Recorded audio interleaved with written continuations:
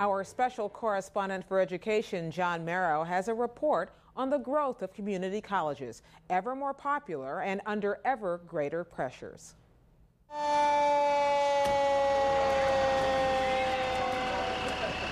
Okay, bring all your injured parties over here. We'll establish this as a triage sector. This is not real. In fact, this is a college class in Homeland Security training. You don't know, it could be a terrorist attack. That students hope will lead to jobs. This is a remedial math class at the same college. What do you multiply 2 by to get 4? By 2. Okay. 65% of the incoming students at this college have to play catch-up. Plato sees the mind as an essential tool for each of us human beings. Somebody else might. In this classroom, the subject is philosophy. We use our minds, we use the ideas in our minds, but the ideas in our minds are a far cry from the model. Community colleges like this one in Denver are proud of their open door policy. Anyone who wants to go can.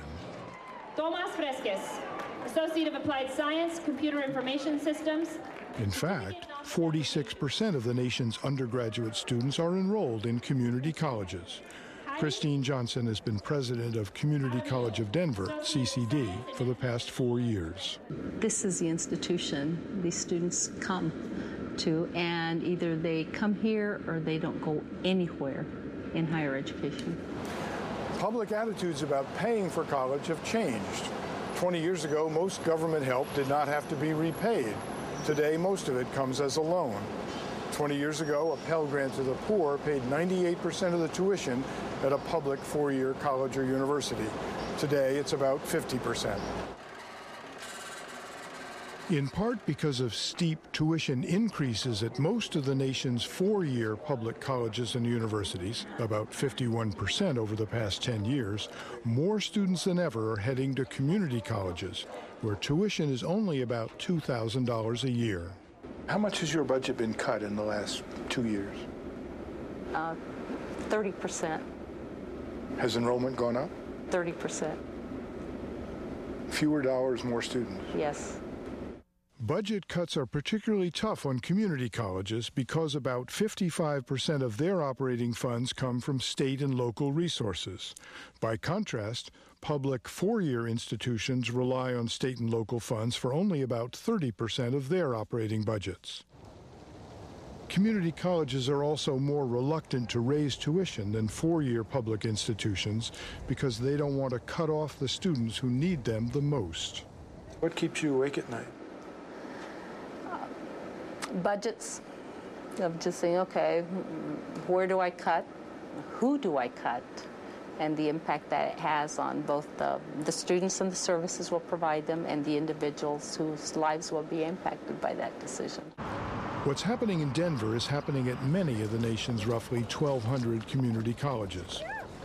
Last year, community colleges in Florida and California turned away an estimated 210,000 would-be students because they had neither the space nor the money to expand. We tend to think we can keep giving them more and more to do and fewer dollars with which to do that.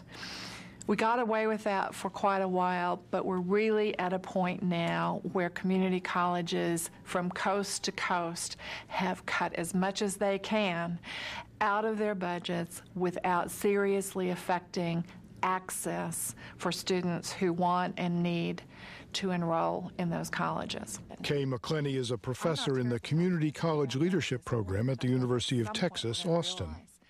Community colleges essentially have 2 major functions in our communities and the society. The first one is to provide the open door to higher education opportunity. The second one is to ensure that that open door doesn't become a revolving door. That is, that students don't empty out of the colleges just as soon as they get into the college because they're not finding the services and the support that they need. Some people go to community college just to take a class or 2, poetry or pottery. But of the 6.5 million people who hope to get a degree, 40% don't make it. Community colleges do have lower persistence rates and lower graduation rates than 4-year colleges and universities. in significant part, that's because they are serving more students who bring more challenges to college with them. Students who have children, students who are working one or more jobs, 20 or more hours a week, and the like.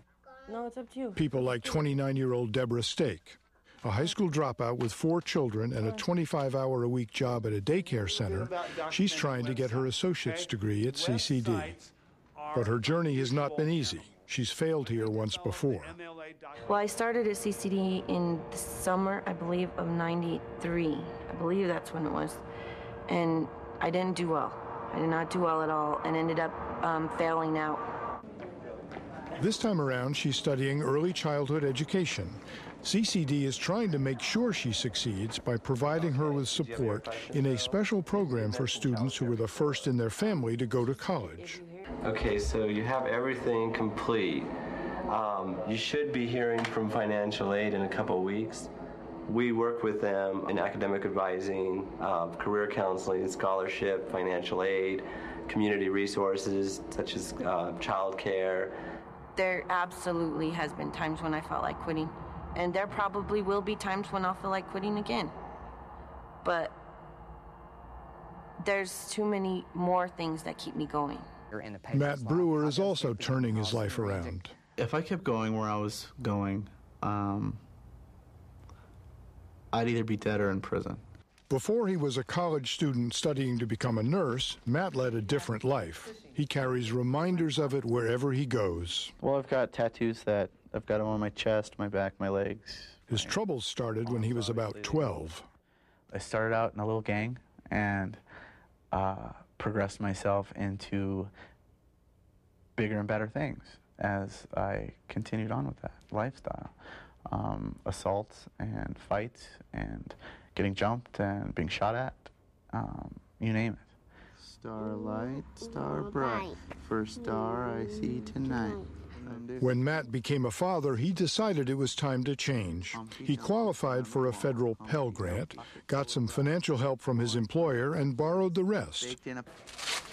Now, at age 27, 2 years younger than the average community college student, he's working as an EMT while going to school full-time. This will enable me to do exactly what I wanted, further my life and my daughter's life.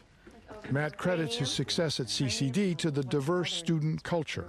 We've got people that are 50 years old. We've got people that are 18 years old. You have the full spectrum of people you're going to run into in an everyday work environment. If you look around the country, you will see places where there are community colleges where 2/3 of their students are people who were born in another country. You will see places where 120 or 140 different foreign languages are spoken on a community college campus.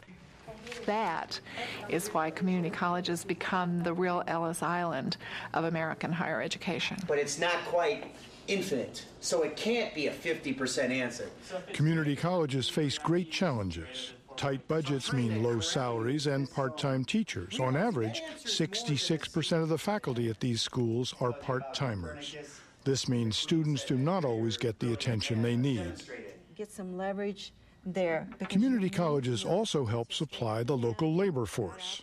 They've trained more than 65% of the nation's new healthcare workers. When funds are cut, training programs get cut, and that, some experts say, puts the country at risk. We ignore these problems at great peril.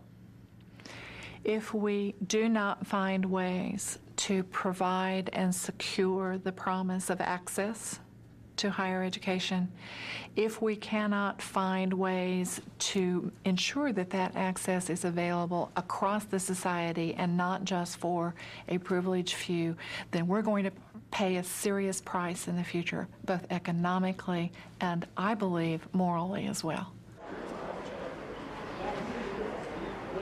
There are 2 pieces of good news. The situation at CCD is looking better. For the first time in 3 years, it's not facing a budget cut. And while many states continue to grapple with limited funds, voters in California recently approved a $12.2 billion bond to renovate and expand its community colleges. There's more about the college experience at community colleges and other schools of learning in John Merrow's new documentary, Declining by Degrees, Higher Education at Risk. The program airs on most PBS stations beginning tomorrow night. Check your local listings.